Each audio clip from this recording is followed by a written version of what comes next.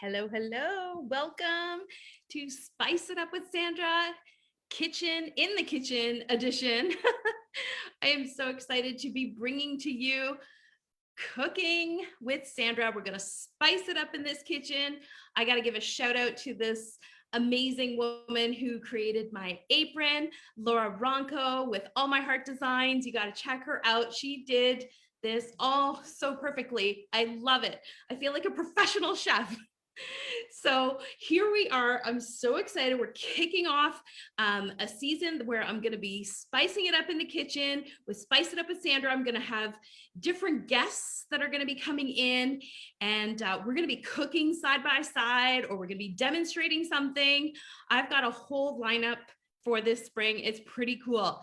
I'm also, accepting new people who want to, share a message or want to share something, business, entrepreneurs, whatever. I am ready to hear it. Send me a DM, connect with me. Let's get you on Spice It Up with Sandra. So tonight I'm making one of my favorite dishes. Well, it's not really a dish, it's more of an appetizer. And to be honest, I don't follow rules in the kitchen, okay? I don't follow recipes very well. I just break all the rules. I'm a rule breaker. That's what my son calls me. And I just, mix things up. And sometimes, I just go with the flow. So drop a comment in the comments below. Tell me if you follow recipes, or if you're a rule breaker. I want to know. Drop a comment.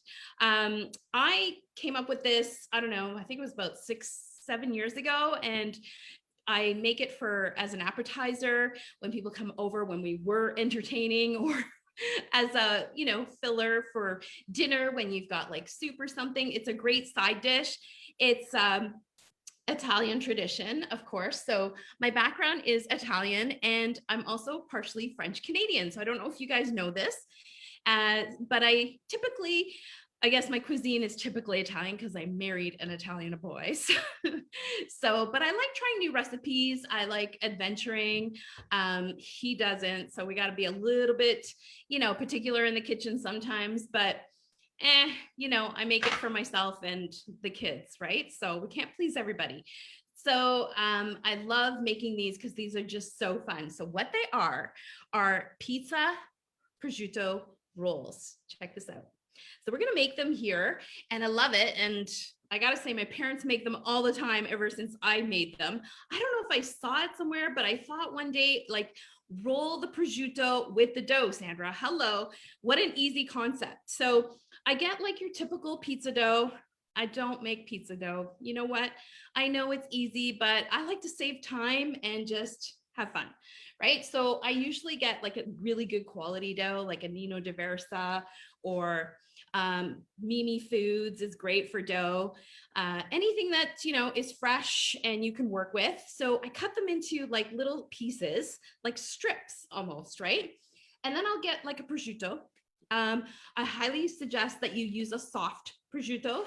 If you're using a Parma, it's soft as well. It's a really good quality prosciutto. And if you're using a speck, that's a little bit on the dry side.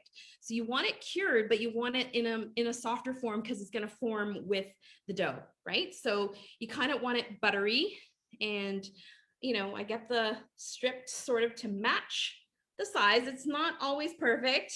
Like I said, I'm a rule breaker, so I put them together and I start twisting. And I don't know, I just came up with this concept. I'm like, okay, can I put prosciutto around whatever? We put it around asparagus, we put it around, melon in the Italian culture. So let's melt it into pizza dough. And I just keep twisting like this. And I already have a pan that's already got grease on it or whatever. I just put butter on the bottom of the pan. And then it's good because if you use a Crisco or a butter as opposed to an oil, it's gonna hold its position almost on the pan. And I'll show you why, because you kind of want it to stick into place so it holds itself, right? And then I'll show you what we're gonna do after, right? So tell me what your cooking traditions are. Like I said, I typically, I learned how to cook from my mom, of course. I didn't really get too adventurous until I got married. And then my mother-in-law she was an incredible cook as well. And she taught me a lot of traditional Italian dishes. And of course, I watched my nonna cook, but she usually had it ready when we went over there. So traditional Italian dishes. And then there is a little bit of, French Canadian cuisine that happens, but not too often. I let my mom take over on that part. She's better at it than me. So this is so easy. It's just fun. It's a great like appetizer start.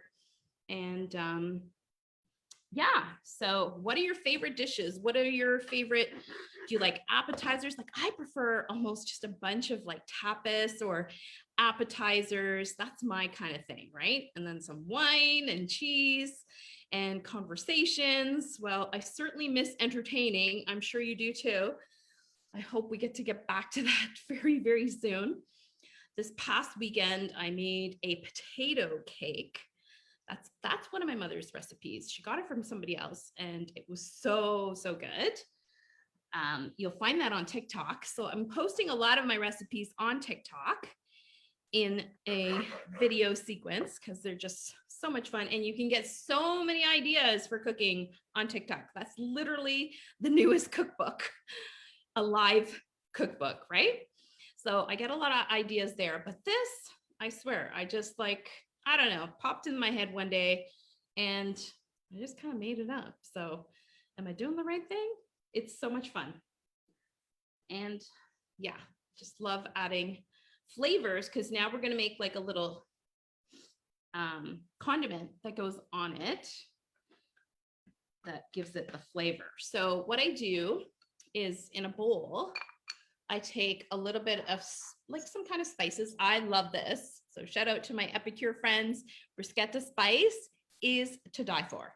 You can't live without it. So I'll sprinkle that. I have a couple of scoops in here already. And of course, Italians and olive oil. Olive oil is, I could do a whole segment on olive oil, but I'd have to have my husband here. He's the expert. Olive oil is a staple in this house. We do not, that's why it's in its own special jar, glass jar, but we use this all the time. So olive oil, and of course, I love Himalayan salt. It's one of my favorites. If it's Himalayan salt, or you a sea salt user, or just regular salt. I'm kind of picky with my salts. I love the Himalayan. I'm gonna add a little spice. You know, Italians like it a little spicy sometimes. And that's it. I literally just get that all combined. And I love it using a brush. And I'm literally brushing the prosciutto rolls to pop them in the oven. It's so easy. And then you end up looking like, you know, the most brilliant Martha Stewart hostess with the mostest. Like, seriously, that's what I want to do. I want to like impress, right? And it's fun. And you can literally do this with just like cheeses and spreads and just have a great time. Right now, we're all just having a great time by ourselves, but that's going to change soon, hopefully. So I'm going to pop this in the oven, usually 350 for about 20, 25 minutes. And so do you guys want to see the reveal? Like, seriously, this is amazing. These, of course, I had to make some ahead of time, right? I'm cheating, just like, you know, they do in the cooking shows. They have everything prepared and ready to go, all done. So this is what they look like. So you can make them as golden as you want. You know, we've burnt them. Yeah, we have totally burnt them. I'm known for burning because what I do is, you know, I'll start cooking and then I'll go do something else. I've literally have gone to a birthday party and I left the tomato sauce on the burner. Yes, I'm crazy. I'm notorious for that. I have literally burnt stuff because I walk away and I start doing something else. I'm laughing at myself, but this is me in the kitchen. I'm a hot mess, but you know, I can put on a good spread and get the cooking done the way it should be. Anyways, I'd love to hear in the comments below if you've had any craziness happen in the kitchen. That would really intrigue me. And, you know, we all could use a good laugh. right about now, right? So anyways, this is me in the kitchen. I really enjoy it. I love cooking, but I hate cleaning up. So we'll see if I can schmooze somebody in this household to do the cleanup tonight, but it's not too bad. When it's appetizers, it's super easy. But I like the less work, the better. And the less dishes, the better, right?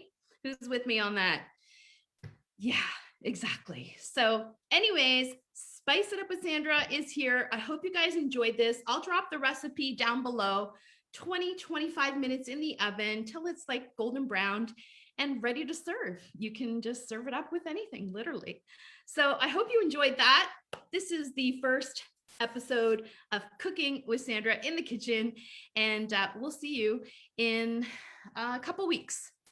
We will have Spice It Up with Sandra and a new guest with me in the kitchen. Thanks for tuning in.